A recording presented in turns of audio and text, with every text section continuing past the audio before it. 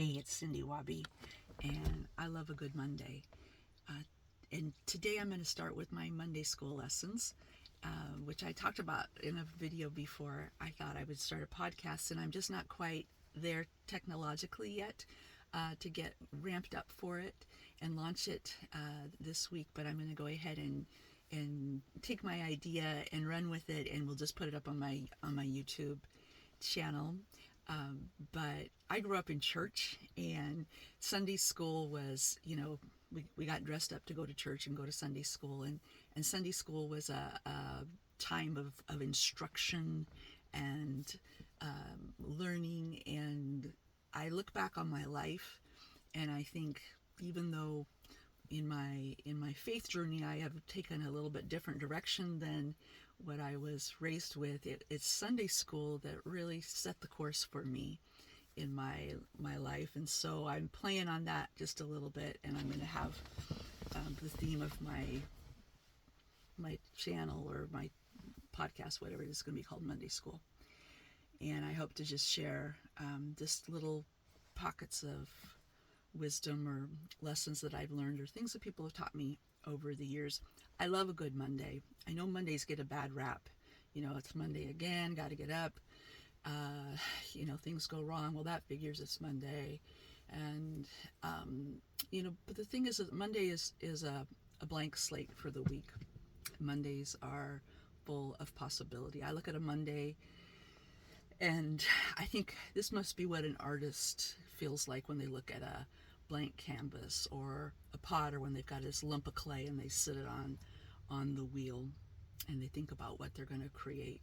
For me, that's what I feel when I have a Monday, and I love it, especially when I've had a good weekend where I've had a chance to rest and take a good nap and spend time with my husband and just kind of get grounded at home, because home is my haven and it's my launching pad for all things.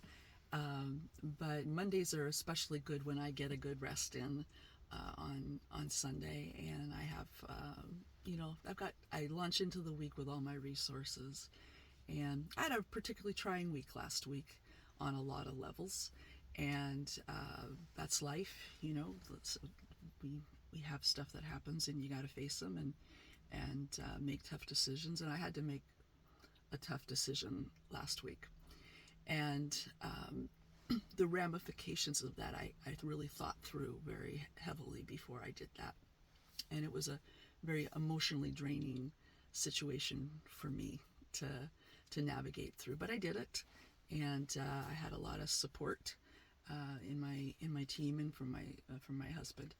And we got through that. And here I am with a whole week ahead of new beginnings, and I love that. I love the idea that I can craft a new week this week. I can craft a new venture. I can craft a new mindset. I can birth a new idea, and it's very invigorating to think that that's ahead of me this week. The thing about do-overs, and I've had a lot of do-overs in my life. I've had them in my marriages, I've had them in my professional life, I've had them in relationships, in exercise programs, in organizational programs.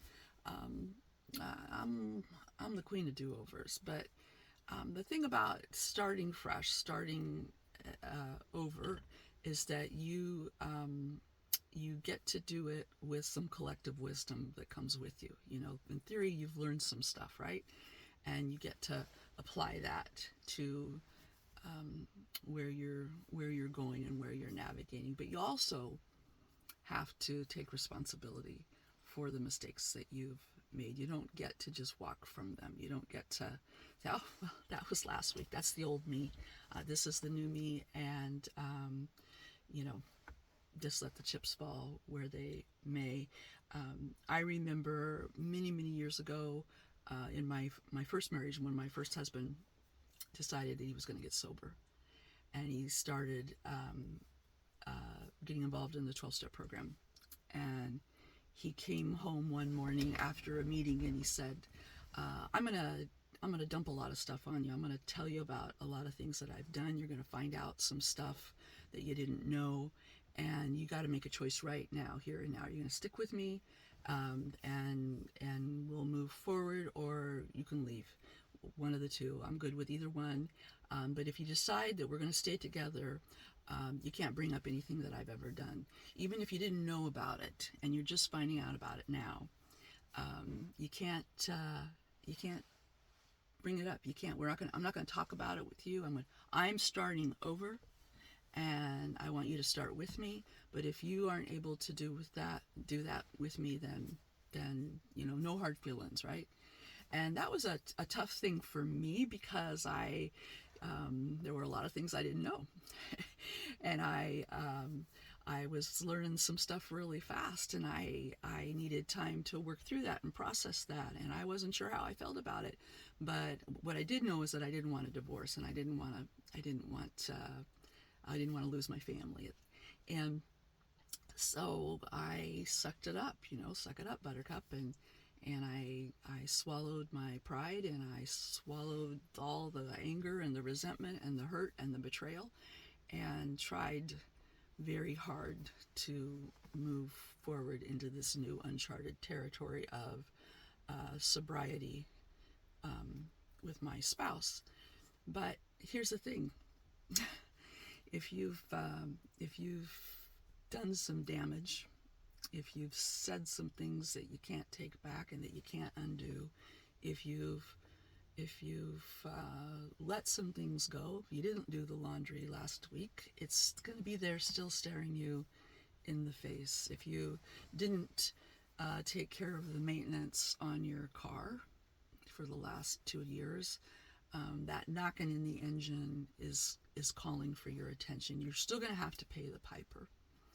And I think probably one of the most valuable lessons that I've learned in my life is that as much as I love a good Monday, and I love a fresh start, and I love a hopeful story, and a do-over, and fresh ideas and a blank canvas, I still recognize that I'm a grown-up. And grown-ups take care of business. And so as I go through my week this week, I have some stuff that's piled up behind me that I haven't been able, for a number of reasons, to attend to. My books aren't up to date, and my accountant is saying, hey, we got to get those taxes filed for last year. I need to get the oil changed on my car. I'm 1,500 miles over on my oil change. There's some stuff stacked up in my office that I've been putting off, phone calls that I haven't returned, filing that hasn't been done, all kinds of stuff that I just haven't paid attention to. But it's Monday morning. It's a fresh start. I'm going to deal with